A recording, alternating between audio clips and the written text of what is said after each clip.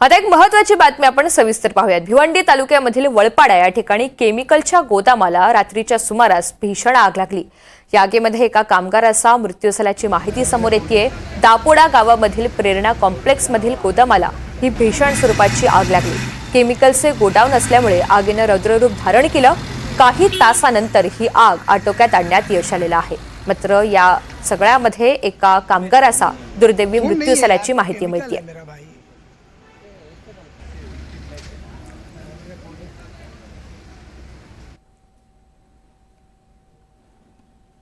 भिवंडी तालुक्यातील वळपाडा येथील प्रितेश कॉम्प्लेक्स मध्ये काल संध्याकाळी 4 वाजता आग लागली होती।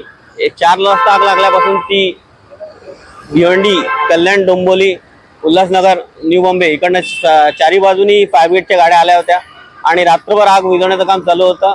आग आता आटोक्यात आहे। रात्री यामध्ये एका व्यक्तीचा होरपळून मृत्यू झालेला आहे आणि ते मृत्यू झालेला आहे। त्याचा शव इंदिरा गांधी रुग्णालयामध्ये पाठवण्यात आलेला आहे। पुढील तपास चालू आहे। आग पूर्णपणे आटोक्यात आहे। भिवंडी, भूपेंद्र आंबोणे, NDTV।